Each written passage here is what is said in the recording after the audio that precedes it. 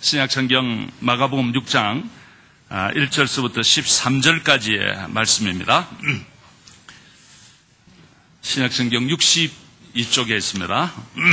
마가복음 6장 1절서부터 13절까지 저와 여러분들이 한 절씩 교독하면 좋겠습니다. 예수께서 거기를 떠나사 고향으로 가시니 제자들도 따르니라.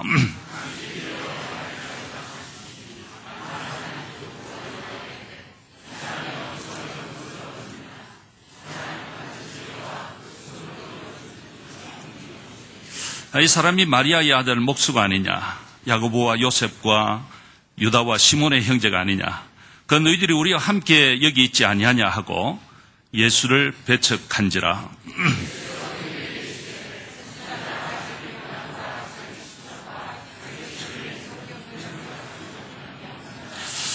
거기서는 아무 권능도 행하실 수 없어 다만 소수의 병자에게 안수하여 고치실 뿐이었고,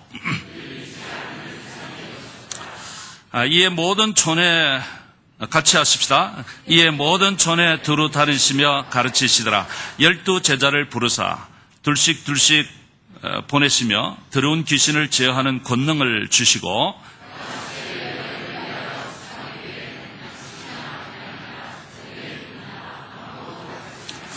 신만 신고 두벌록도 입지 말라 하시고,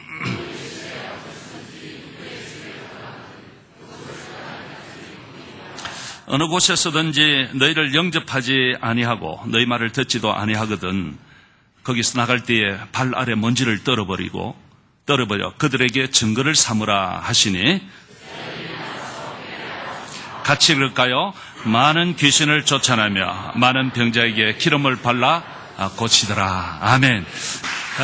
오늘 저희 교회에서 말씀을 전해주실 목사님 우리 잘 아시죠?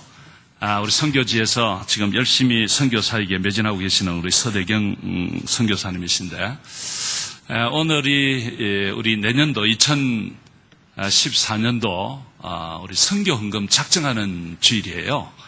그래서 제가 우리 목사님 모셨습니다. 그리고 지금 우리가 하고 있는 이 선교가 어떤 것인지, 또 어느 수준인지, 또 어떻게 진행되고 있는지 하는 이 선교 보고 겸 이렇게 말씀을 전해달라고 부탁을 드렸는데, 오늘 우리 서 목사님 오셨습니다. 우리 힘찬 박수로 한번 격려하면서 맞이했으면 좋겠습니다.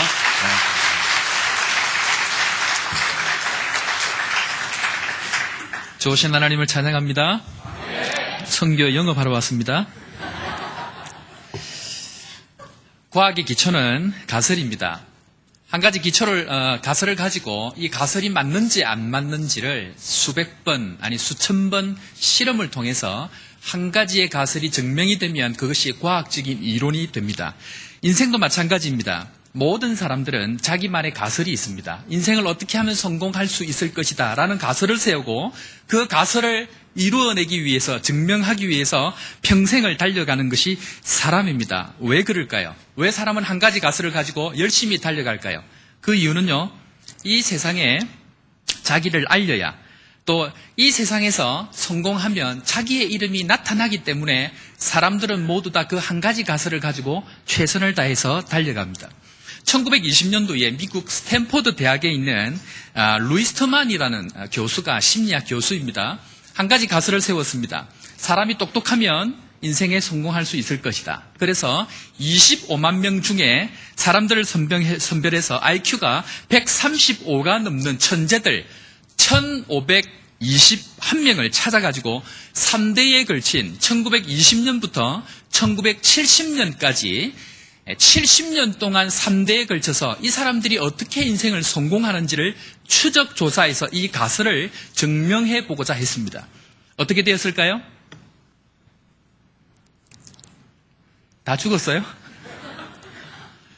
이 로이스트만의 가설은 정확하게 틀렸습니다. 1521명 중에 겨우 판사가 2명이 나왔고요. 주의회 의원이 한두 명 나오는 것이 고작이었고, 모든 사람들이 그저 평범한 인생을 살았다는 것입니다. 실제 스탠포드 대학 심리학과에서 연구한 결과입니다. 사람들은요, 성공의 조건을 가지고 가설을 세우고 최선을 다해서 달려갑니다. 여러분들에게 질문하겠습니다. 여러분들은 어떤 가설을 가지고 지금까지 달려오고 계십니까? 14절 말씀 초반부에 있습니다. 14절 말씀 앞에 부분만 우리 다 같이 한번 읽어보도록 하겠습니다. 시작. 까지만 읽겠습니다. 이에 누구의 이름이? 예수의 이름이 드러난지라. 사랑하는 성도 여러분, 성경은 이야기합니다. 예수의 이름을 위해서 사는 인생, 예수의 이름이 드러나는 인생이 참 성공한 인생이다라고 성경은 우리에게 이야기합니다. 예수의 이름이 드러난 인생이 하늘의 해와 같이 빛난다라고 성경은 우리에게 가설하고 그 가설을 향하여서 달려가는 인생이 되라고 우리에게 설명하고 있습니다. 사랑하는 성도 여러분, 여러분들의 인생의 가설이 다른 어떤 것이 아니고 세상 학문과 세상 사람들이 모든 가설을 가지고 달려갔는데 실패한 가설을 붙들고 달려가는 것이 아니고 예수의 이름을 위해서 살아갈 때에 우리의 인생이 성공할 수 있다는 이 한 가지 가설을 붙들고 증명의 내므로 말미암아 여러분들의 인생이 참 행복한 인생, 성공한 인생 될 수 있기를 바랍니다. 이 인생이 되기 위해서 그럼 어떻게 할 것인가? 첫 번째로요, 따라하겠습니다. 보냄받은 인생. 크게 하셔야 됩니다. 보냄받은 인생. 예수님께서 12명의 제자를 부르셨습니다. 왜 부르셨을까요? 왜 부르셨죠? 보내기 위해서 부르셨습니다. 오늘 성경 본문을 보면 예수님께서 12제자를 부르시고 뭘 주셨다 그랬죠? 권능을 주셨다 그랬습니다. 왜 권능을 주셨죠? 보내기 위해서입니다. 인생은요, 두 가지 인생이 있습니다. 첫 번째는요, 내가 가고 싶은 곳을 향하여 가는 인생이 있고요. 또 하나의 인생은 예수님께서 보내셔서 가는 인생이 있습니다. 여러분들 인생은 어떤 인생입니까? 내가 원해서 가는 인생입니까? 아니면 보내셔서 보냄을 받은 그 자리에 가는 인생입니까?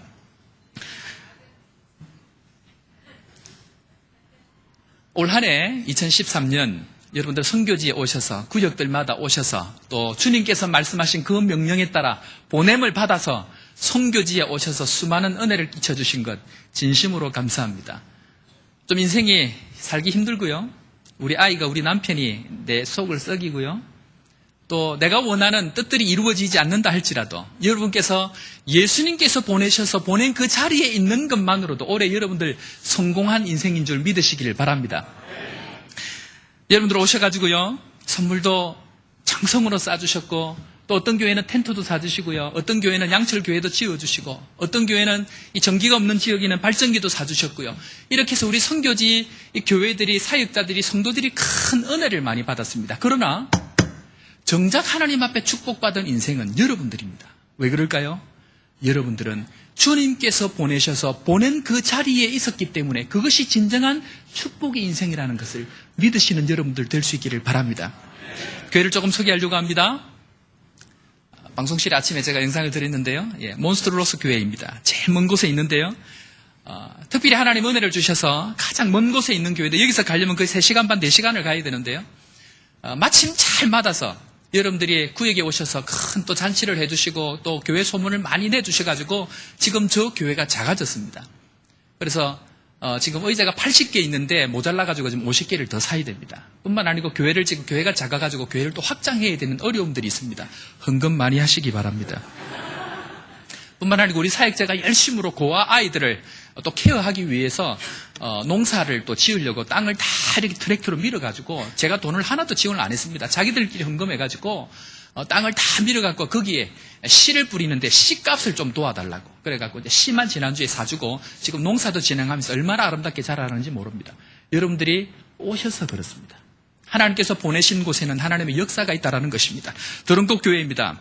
구역에 오셔서 저기는 전기가 없는 곳인데요. 발전기도 사주셨고요. 사택도 지어주셨는데 이 교회는 특별히 우리 반이 전도사가 순교한 곳입니다. 여러분들 교회 바로 앞에 사역자를 죽인 무당이 서 있습니다. 살고 있습니다. 여러분들 그 교회 가시겠습니까? 그리고 그들은 아무 말도 하지 않았다. 우리 교회 앞에 어떤 사람이 정 목사님을 죽였습니다.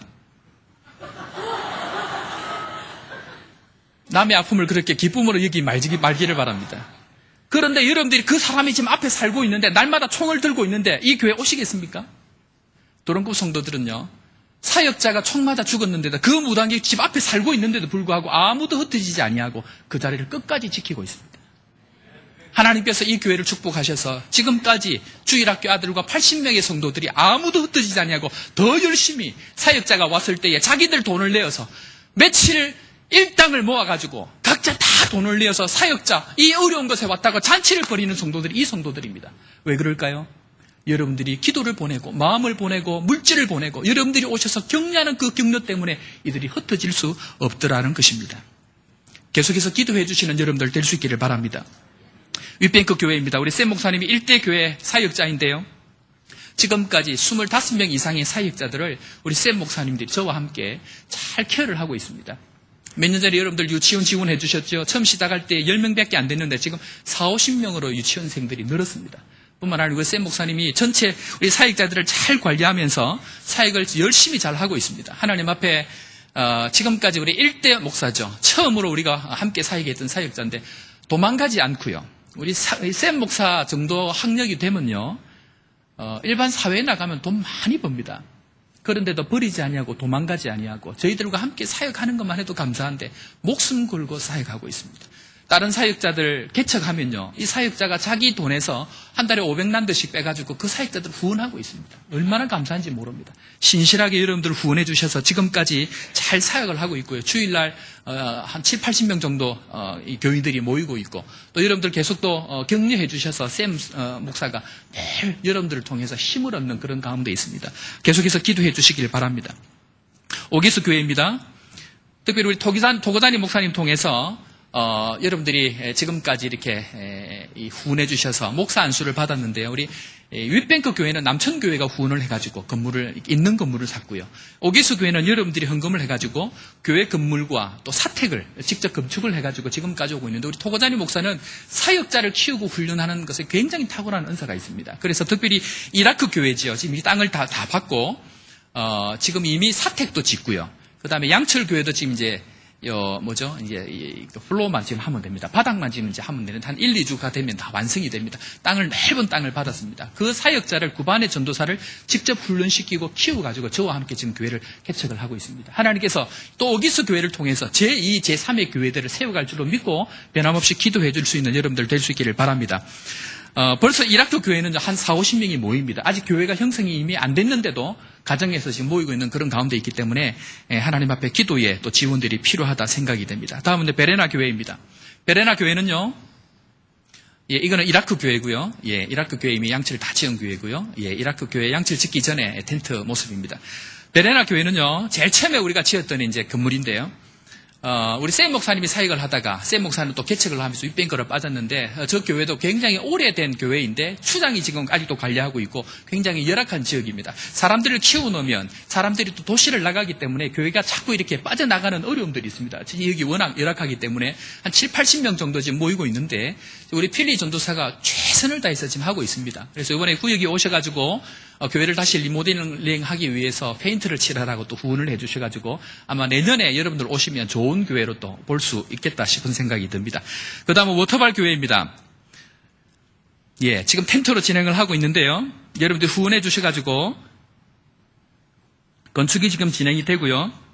지난주에 건축업자와 지금 미팅을 해서 최종 결정을 다 했습니다. 우리 쪽에서 사인만 하면 진행이 됩니다. 한 가지 어려운 점은 시골이기 때문에 도둑이 워낙 많아가지고 재료를 사서 갖다 놓으면 훔쳐갑니다. 그래서 이걸 짓기 전에 사역자 사택을 먼저 지어야 됩니다. 양철로. 그래서 지금 그것 때문에 지금 고민을 하고 어떻게 해야 될지를 지금 의논을 하고 있는 중인데 아무튼 그것을 위해서도 기도해 주시길 바랍니다. 교회를 짓기 위해서 교회 사택을 먼저 지어야 되는 어려움들이 있습니다. 헌금 많이 하시기 바랍니다. 우리 데이빗 전도사님이 혼자 열심히 하는데요. 이 교회뿐만 아니고 지금 이 교회는 벌써 한 80명 정도 모이는데 까밀리어라는 지역에 또 개척을 했습니다. 하면서 주중에. 그래서 이미 땅은 없는데 가정에 모여가지고 한 40~50명 정도가 벌써 이제 모이고 있습니다. 그래서 이 건축이 다 끝나고 어느 정도 되고 나면 까밀리어 지역에 또 들어가서 이렇게 사역을 하고 교회를 개척하려고 지금 그렇게 진행을 하고 있습니다. 하나님께서 우리 사역들은요. 한 사람을 키워놓으면 그 한 사람이 또 다른 제자를 만드는 이런 은혜의 이 사이클이 자꾸 돌아가는 은혜들이 있습니다. 그래서 여러분들 오셔서 후원하시고 기도하신 내용들이 사역의 아름다운 제자들로 넓혀 나간다는 것, 이것이 굉장히 큰 축복이라고 생각합니다. 그레이스 펠로십입니다. 샘 목사, 토고자니 목사, 그리고 나머지 한 목사가 스피소 목사님인데, 지금 이제 이 교회를 지금 하고 있고요. 현재 한 80명 정도 지금 모이고 있는데, 너무 인텔리고 잘하고 있습니다. 얼굴이 굉장히 잘생겼습니다. 흠이 있다면 아직 결혼을 못했습니다. 좋은 처자 있으면 소개해 주시길 바랍니다. 그래서 이 교회도 한 80명 정도 모이는데 상황이 되면 목사이기 때문에 이미 안수부를 받을 목사님이기 때문에 이 교회도 빨리 100명이 넘게 되면 건축을 하려고 기도하고 있습니다. 위에서 기도해 주시길 바랍니다. 마지막으로 발방크 교회입니다. 발방크 교회는요. 작년에 한 150명 정도에서 200명이 모였습니다. 그래서 제가 목사님께 부탁을 드려서 이렇게 가면 어려우니까 그 양철이라도 빨리 지으면 좋겠다 해서 지원을 받아서 올해 이제 양철을 지었습니다. 지었는데 문제가 뭐냐면 흑인들이 이 지역에 있다가 한 10분, 15분, 한 20분 지역을 옮기면 흑인들이 아무도 안 옵니다. 그래서 이쪽에서는 150명, 200명 모이던 교인들이 이쪽 15분 정도 떨어져서 교회를 세웠더니 아무도 안 옵니다. 근데 감사하게 여러분들 구역에 오시는 때가 본격적으로 또 사역을 시작하는 때였는데 그때 그것이 기회가 돼가지고 지금 벌써 한 20, 30명 모이고 있습니다. 주일학교가 벌써 100명이 넘어가고 있고요. 그래서 여러분들께서 구역이 주님께서 보내시는 마음으로 오셔서 잔치도 해주시고 음식도 베풀어 주시고 선물도 베풀어 그것이 교회 소문이 나가지고 이 사역자가 사역을 하는데 큰 힘을 얻었다라는 것입니다. 뿐만 아니고 모잠비크에서 계속 보고가 들어오고 있는데 가축 사역 또 농장 사역을 통해서 자기들끼리 농사를 해서 먹고 있는 겁니다. 그것만 해도 아무것도 없는 지역에서는 큰 은혜라고 생각이 듭니다. 조그만하게 시작을 하고 있고 별것 아닌 것 같지만 자기들에게는 뭔가 하고 있다는 것 자체가 큰 자부심이 된다는 거죠. 그래서 지금 여러분들이 주님께서 보내셔서 오셔서 또 저를 보내시고 또 우리 사역자들을 보내셔서 또 뿐만 아니고 여러분들이 오셔서 교회들을 후원하고 세워주시니까 이 교회들이 힘을 내어서 모잠비크에 있는 새 교회 또 지금 이미 세워진 11개 교회 그래서 사역자들만 해도 20명이 넘는 사역자들이 지금 아름답고 신실하게 이 남아공의 어려운 지역에서 잘 성장을 하고 있습니다. 변함없이 기도해 주시고 하나님 앞에 이 사역자들이 잘 아름답게 되어져 갈 수 있도록 여러분들 기도해 주시는 여러분들 될 수 있기를 바랍니다. 때문에 우리는 변함없이 보냄을 받은 자로서의 삶을 살아야 합니다. 여러분들 오셔서 남아공에 오셔서 또 구역별로 오셔서 제가 2가지를 말씀을 드렸습니다. 오셔서 들으신 분도 있고 못 들으신 분들인데 그 2가지를 한 번 더 정리를 하려고 합니다. 선교지에 오셔서 꼭 나누고 싶었던 말씀 첫 번째는요. 남아공에 오시고 싶어서 오신 분이 있습니까? 구역 중에 오셔갖고 상사 주재원들, 삼성이나 특별히 사업하시는 분들, 한국에 오신 분들 제가 질문을 했습니다. 남아공에 오신 분들, 오시고 싶어서 오신 분들 있습니까? 하니까 큰 소리로 아니요 그러시더라고요. 오고 싶어서 온 사람들이 여기서 과연 몇 명이나 있겠습니까? 자, 그런데 한국에서 선교팀이 오려고 하면요.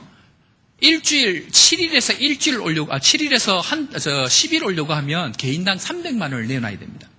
질문합니다. 여러분들 돈을 내놓고 사십니까? 돈을 벌면서 사십니까? 예. 그죠? 예. 돈을 내놓고 사십니까? 돈을 벌면서 사십니까? 돈을 벌면서 우리는 살고 있습니다. 한국에서 오시는 분들이 선교팀입니까? 여러분들이 진짜 선교팀입니까? 여러분들이 선교팀입니다. 주님은 오늘 말씀합니다. 권능을 주시면서 가서 하나님의 복음을 전하며 권능을 베풀 때에 아무것도 가지지 말라. 내가 모든 것을 채운다. 하나님께서 보낸 사람들에게는 하나님께서 채우시는 은혜들이 있다라는 것입니다. 한국에서 오려고 하면 일주일만 해도 300만 원씩 내놔야 되는데 여러분들 300만 원씩 우리가 벌고 이 땅에서 살고 있지 않습니까? 그들이 선교를 향하여 오는 것이 아니고 주님께서 여러분들을 이 땅을 향하여서 선교사로 파송한 인생인 것을 기억하셔야 됩니다. 하나님은 우리가 복음을 위해서 파송받은 곳에 삶으로 살아낼 때에 우리의 필요한 모든 것을 채워주시는 분이 우리 주님인 것을 믿으시는 여러분들 될 수 있기를 바랍니다. 두 번째는요. 말씀을 나누었습니다. 오실 때마다 인생은 뭐라고요? 인생은 소풍입니다. 주님께서 우리를 보내실 때에 먹을 것 다 싸주셔서 가서 즐겨라. 싸간 거 친구와 같이 나누고 싼 거 같이 먹고 주님께서 주신 거 보내신 곳 가서 아름답게 지내다 오라고 우리를 보내셨습니다. 그런데 우리는요. 그 소풍에 전부를 걸고 있습니다. 집도 걸고요. 인생도 걸고요. 다 걸어가지고 돌아갈 곳이 없도록 만듭니다. 소풍이 되려면요. 돌아갈 곳이 있어야 합니다. 소풍이 돌아갈 곳이 없으면 방황이 됩니다. 사랑하는 성도 여러분, 방황이 아니고 소풍의 삶을 사시는 아름다운 성도 될 수 있기를 바랍니다. 자, 지금 영상을 볼 텐데요. 지금 한 해 동안 여러분들이 오셔서 각 교회들마다 베풀어 주시고 또 함께 하신 영상들을 잠깐 준비를 했습니다. 보시고 그 다음 말씀 또 잠깐 나누도록 그렇게 하겠습니다. 방송실 영상을 부탁드립니다. 볼륨을 좀 더 높여주시길 바랍니다.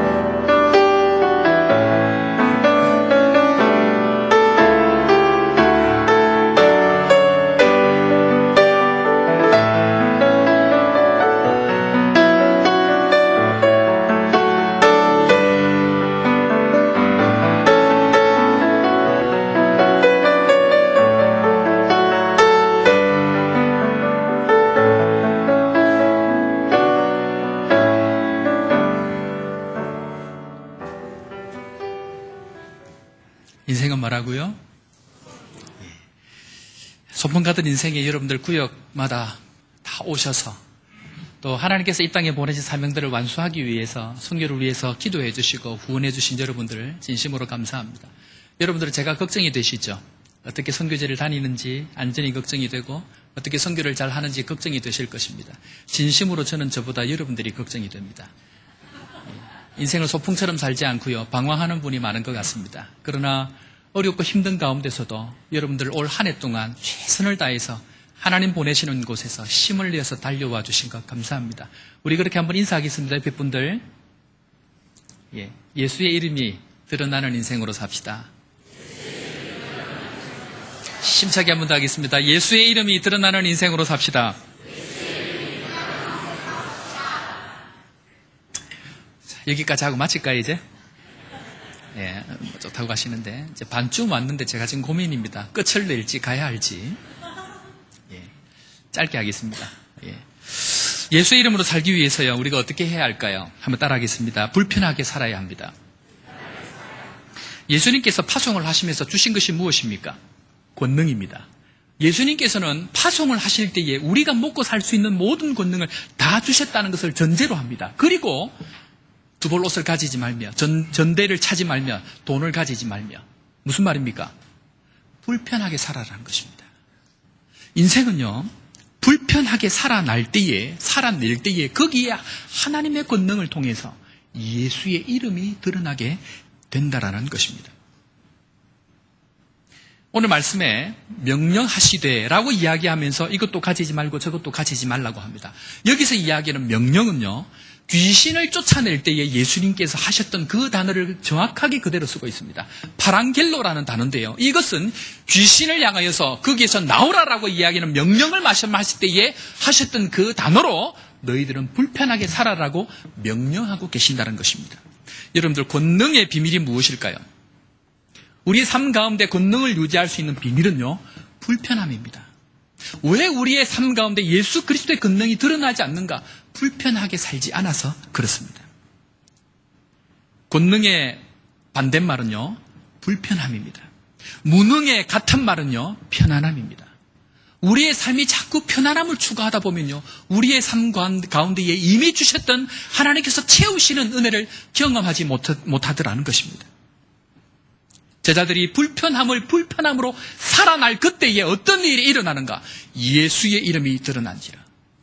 그래서 예수의 이름을 위해서 살아가는 인생은요, 편안함을 향하여 달려가는 인생이 아니고 자발적인 불편함을 통하여서 하나님 앞에 이 불편함을 통하여서 예수의 이름이 드러날 수 있도록 살아가는 인생이다라는 것입니다.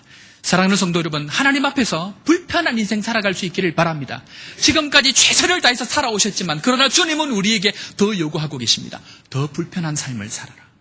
더 불편한 삶을 살 때에 우리의 삶 가운데 하나님께서 채우시는 은혜가 충만할 것이다라고 우리에게 약속하고 계시다는 것입니다. 10절을 보면요, 그 집에 들어가면, 그 한 집에 들어가면 집을 옮기지 말고 계속 그 자리에 있어라. 왜 그럴까요? 자, 생각을 해보십시오. 어느 집을 갔는데, 어느 마을을 갔는데 한 집을 정했습니다. 그리고 하나님께서 주신 권능으로 막 복음을 전파하는데 무슨 일이 일어나죠? 귀신들이 쫓겨나고 병이 고칩니다. 옆에 있던 사람이, 다른 집에 있던 사람이 이 제자를 불러가려고 할까요, 안 할까요? 목사님, 그 집이 좀 방이 3개밖에 안 되는데 우리 집 5개입니다. 우리 집은 일하는 사람도 있고 음식도 최고입니다. 우리 집으로 오시죠. 사람이라면 갈까요, 안 갈까요? 저 같으면 갑니다. 냉정합니다. 저는 갑니다. 그런데 주님은 뭐라고요? 가지 마라. 왜요? 복음의 능력은 불편한 가운데에 하나님의 권능이 나타나기 때문에 제자들에게 용언하시는 것은 너희들이 부자가 된다 안 된다 그런 삶의 자세를 말씀하신 것이 아니고, 복음을 담고 살아가는 사람들은 불편한 삶을 지키지 아니하면 그의 삶을 통해서 하나님의 권능이 드러날 수 없다는 것을 이야기합니다. 여러분들의 인생 가설이 무엇입니까? 편안함을 향하여서 좀 더 높은 곳을 향하여 달려가지 않습니까? 그것을 이루실 것입니다. 그러나 반대로 여러분들의 삶 가운데 하나님의 복음의 이름이, 예수 그리스도의 이름이 드러날 수 없다는 것입니다. 왜 한국 교회가 세상으로부터 지탄을 받습니까? 복음은 세상 많은 사람들이 알고 있는데 복음의 능력이 나타나지 않으니까 자꾸만 우리의 삶 가운데 편안함을 향하여 달려가기 때문에 우리의 삶 가운데 나의 이름은 드러나지만 예수 그리스도의 이름은 드러나지 않더라는 것입니다. 남천교에서 사역을 할 때에 주일학교 1, 2, 3부가 있었습니다. 초등학교 1학년, 2학년, 3학년, 4학년, 5학년, 6학년 세 부서가 나누어져서 사역을 하고 있는데 감사하기에 제가 맡고 있던 초등 2부 부서가 숫자가 제일 많았습니다. 그런데 제가 사역하고 있던 그 부서의 장소가 영생교가 파는 땅을 사가지고 그 영생교가 있는 곳에서 주일학교를 했는데 집이 엉망진창입니다. 아이들이 숫자가 늘어나니까 교사들이 이야기를 합니다. 목사님, 전도사님, 왜 우리가 이렇게 불편하고 작은 데 있어야 됩니까? 아이들이 늘어나니까 140명이 넘어가니까 안에 다 못 들어오고 밖에 거적을 깔아가지고 아이들이 밖에서 예배를 드리는 거예요. 왜 우리가 여기 있어야 됩니까? 저 좋은 장소, 저기에 우리가 부서를 바꿉시다. 제가 그때 교사들에게 무릎을 꿇고 이야기했습니다. 선생님, 우리가 좀 불편하면 안 됩니까? 왜 우리가 숫자가 많다고 좋은 곳에 가야 합니까? 우리가 불편하면 하나님께서 더 많은 은혜를 주십니다. 교사들이 동의해 주셨고요. 감사하게 그 자리에 교육관이 세워졌습니다. 남천교회 교육관이 세워졌고요. 더 감사한 것은요, 그 자리를 허물고 지금 남천교회가 세워졌습니다. 하나님은요, 별것 아닌 것 같지만 남들을 배려하고 남들을 이해하는 그 가운데에 자발적인 불편함을 통해서 우리의 삶 가운데 놀라운 은혜의 역사들을 만들어 가신다는 사실입니다. 사랑하는 성도 여러분, 우리의 삶 가운데 이런 은혜가 여러분들에게 더 많이 있기를 바랍니다. 왜 이렇게 못할까요? 여러분, 악한 것과 같은 말이 무엇인지 아십니까? 악한 것과 같은 말은요, 게으른 것입니다. 그래서 예수님께서 마지막에 뭐라고 이야기하십니까? 악하고 불편하게 살려고 하면요, 제가 게으르면 못 삽니다. 우리의 삶 가운데 편안함을 추구하기 때문에 불편해야 나의 삶을 통하여 그리스도의 이름이 드러나고 권능이 드러나는데 우리는 게을러서 불편함을 싫어하기 때문에, 편안하기 때문에 우리의 삶에 하나님의 권능이 드러나지 않더라는 것입니다. 사랑하는 성도 여러분, 여러분들 삶을 통하여서 좀 불편한 삶을 자발적으로 살 수 있는 여러분들 될 수 있기를 바랍니다.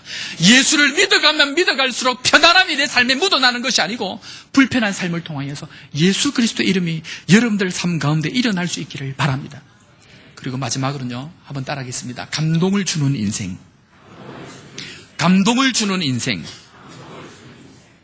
여러분들 불편하면요, 불편함의 발걸음은 감동의 문을 향하여 나가야 합니다. 많은 사람들은요, 내가 바꾸지 아니하고 잘못된 네가 바꾸라고 얘기합니다. 나는 문제가 없으니까 네가 바꾸라고 우리는 늘 이야기합니다. 우리의 늘 손에 들고 있는 것은 사랑이 아니고요, 칼입니다. 칼을 휘둘러서 네가 바꾸라고 이야기합니다. 그러나 성경이 이야기하는 것은 네가 찾아가라. 예수님께서 우리를 향하여서 가만히 있으면서 그들을 바꾸라는 것이 아니고 네가 가라.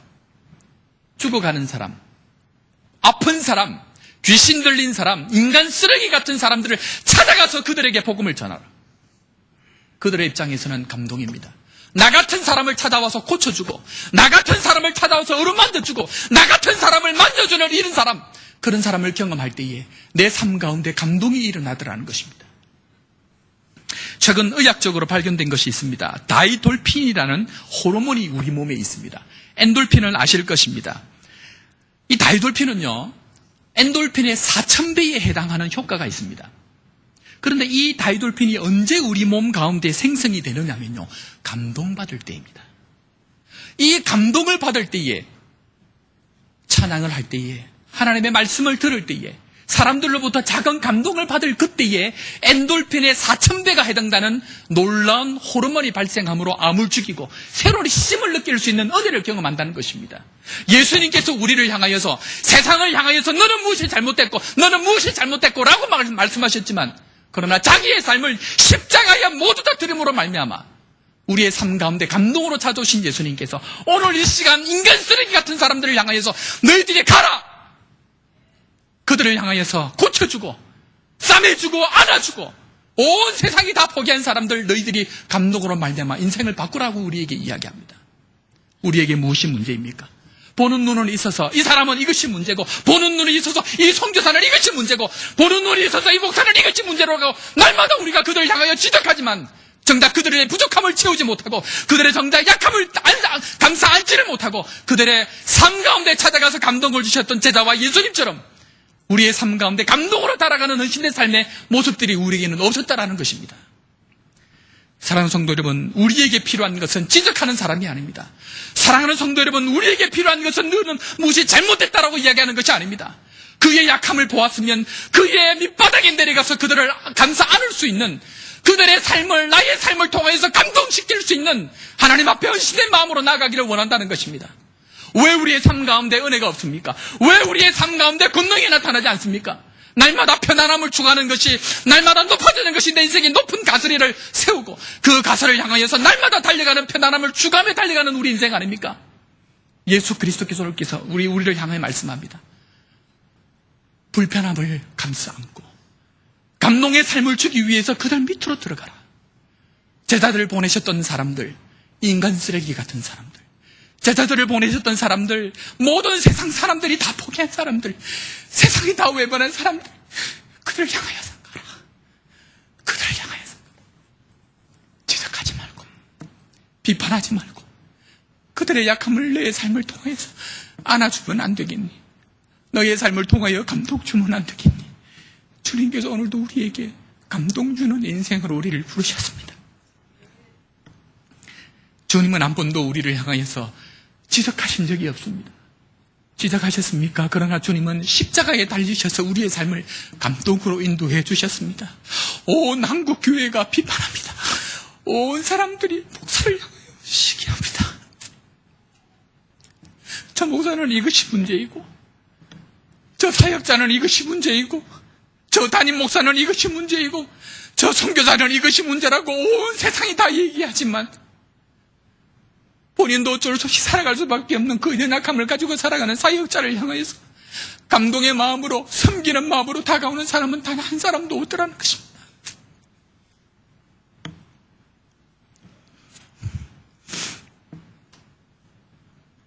한국교회가 바뀌는 유일한 방법, 한국교회가 일어설 수 있는 유일한 근거, 네가 바꾸러가 아니고 나의 삶을 통해서 감동을 주는 인생을 살아갈 때에 하나님의 교회가 살아날 줄로 믿습니다. 시골에서 흑인들과 함께 아무 쉼 없이 살아가는 선교사입니다. 그러나 저와 함께한 사람들에게, 저와 함께한 사람들은 한국 사람들의 눈으로 보면 아무 의미 없이 살아가는 사람들입니다. 그러나 저는 그들을 가르치려고 하지 않습니다. 그들을 지적하려고 하지 않습니다. 내 눈으로 보면 비판할 것, 지적할 것이 너무 많아서 어디서부터 시작을 해야 할지 저는 알지 못합니다. 그러나 하나님 앞에 가지고 있는 유일한 방법 한 가지는 그들의 삶 밑에 들어가서 쓰레기와 같은 그들의 인생과 함께 뒹굴면서 그들의 마음을 열게 하는, 감동을 주는 것이 내가 할 수 있는 유일한 사역이라는 마음을 가지고 지금까지 달려오고 있습니다. 함께했던 사역자들 도망가지 않습니다. 함께했던 사역자들을 저를 존경합니다. 아니라는 눈빛으로 보고 계시는데, 성경은요, 냉수 한 그릇으로 바뀐 인생이 있습니다. 리브가입니다. 이삭의 아내입니다. 낙타에게 냉수 한 그릇 대접한 것으로 그녀의 인생이 바뀌었습니다. 아브라함은 천사에게 밥 한 끼 대접함으로 말미암아 그 밥 한 끼가 이삭을 가지게 되는 놀라운 축복이 되었습니다. 주님께서 우리에게 마지막 때에 말씀합니다. 냉수 한 그릇 대접한 것으로 내가 너를 의인과 악인으로 나누겠다. 무슨 말입니까? 주님은 우리 인생이 사람들에게 비판하고 지적하는 인생이 아니고 약함을 바라보고 그들의 발밑에 들어가서 냉수 한 그릇이라도 감동을 주는 인생으로 살아갈 때에 내가 너를 나의 자녀로 받아들이겠다고 우리에게 말씀합니다. 사랑하는 성도 여러분, 온 세상을 향하여서 우리가 보여줄 수 있는 것은 내가 가지고 있는 그 작은 것 한 가지 가지고 감동을 주는 인생입니다. 지금부터 우리 비판 그만하셨으면 좋겠습니다. 지적 그만하셨으면 좋겠습니다. 저 자신도 한계가 있어서, 어떻게 할 수 없는 한계가 있어서 어떻게 하지 못하는 것이 있지 않습니까? 그런데 누군가가 나를 향하여서 비판하고 칼을 들 때에 나도 내가 어쩔 수 없는데, 나도 내가 어쩔 수 없어서 이렇게밖에 살 수 없는데, 그런데 나의 인생이 바뀌는 것은, 내가 이렇게 살아서는 안 되겠다라고 힘을 내는 주먹을 쥐는 것은, 사랑하는 성도들이 진심으로 마음을 담아서 냉수 한 그릇 나에게 대접할 때에, 진심으로 나에게 따뜻한 마음으로 손을 한번 잡아줄 때에, 진심으로 나를 향하여서 한번 안아줄 그때에, 내가 이렇게 살아서는 안 되지, 내가 이렇게 살아서는 안 되지, 하나님 앞에 내 삶이 이런 삶이 아닌데라고 다시 한번 각오하고 달려간다는 것입니다. 우리 주위에, 여러분 주위에 부족한 사람들이 많이 있을 것입니다. 여러분들 주위에 지적받아 마땅한 사람들이 많이 있을 것입니다. 그러나 사랑하는 성도 여러분, 그들은 지적한다고 바뀌지 않습니다. 오로지 여러분들의 감동과 여러분들의 정성 어린 마음으로 대접하는 냉수 한 그릇이 그의 인생을 바꾸고 하나님의 마음을 감동시킬 줄로 믿으시기를 바랍니다. 사랑하는 성도 여러분, 오늘 이 시간 이후로 우리 손에 들고 있던 칼들을 내려놓고, 우리 손에, 한 손에는 냉수를 들고 한 손에는 식사의 그 대접의 마음을 들고 어렵고 힘든 사람들을 찾아가는 교회가 되기를 바랍니다. 얼마든지 할 수 있고 얼마든지 우리에게는 그런 은혜들을 받은 경험들이 있습니다. 주님께서 우리를 향해서 가라는 곳에 우리란 설 수 있습니다. 불편함을, 자발적인 불편함을 감당할 때에 하나님 우리의 삶 가운데 감동의 은혜로 함께 해 주실 것입니다. 우리 반주 좀 해주시고요. 찬양팀 다 나오십시오. 우리 마지막으로 찬양 한 번 할 텐데요. 우리 다 한번 자리에서 한번 일어나겠습니다.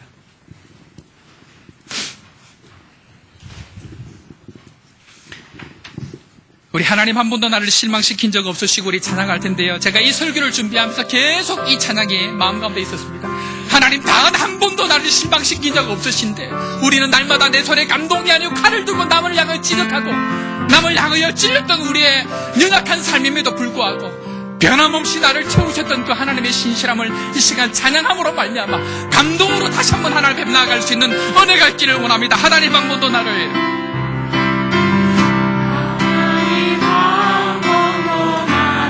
실망시킨 적 없으시고 언제나 공평과 은혜로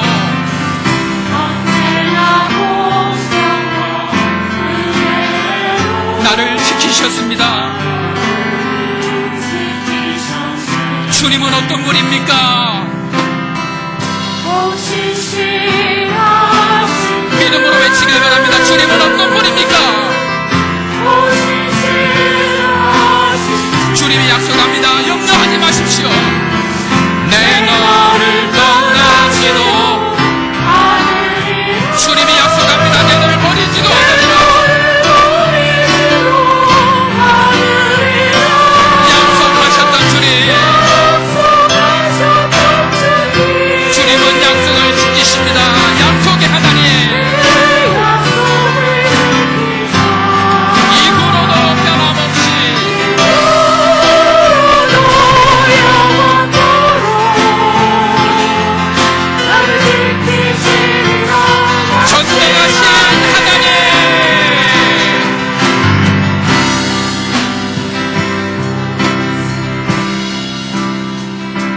전능하신 하나님 찬양하겠습니다.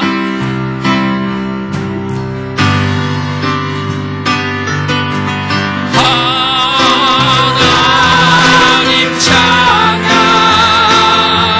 언제나 동행하신 주 전능하신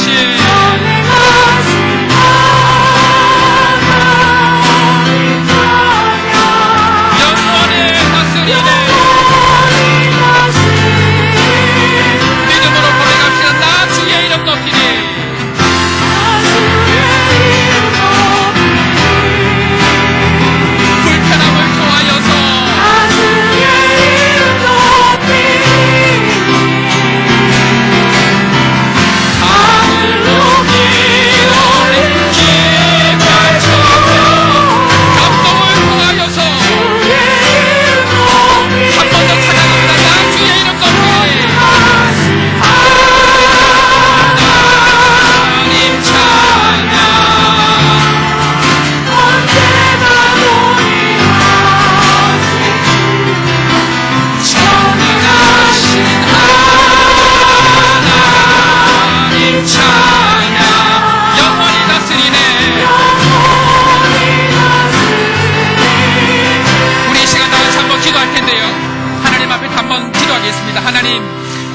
지금까지 지적하고 불평하고 좌절하고 실망하고 달려왔는데 하나님 이 땅에 보내신 사명들을 다시 한번 기억하고 편안함이 아니고 불편함을 감수하는 지적이 아니고 감동으로 나아가는 인생이 될 수 있도록 나를 축복하여 주옵소서. 하나님께서 나를 신실하게 붙들어 주셨사오니 실망하지 않고 믿음으로 달려갈 수 있도록 용기를 주옵소서. 주님을 위하여서 주의 이름을 위해서 달려가기를 작정하오니 하나님 축복하여 주시옵소서. 믿음으로 기도하며 나아가겠습니다. 하나님 아버지 은혜를 감사합니다.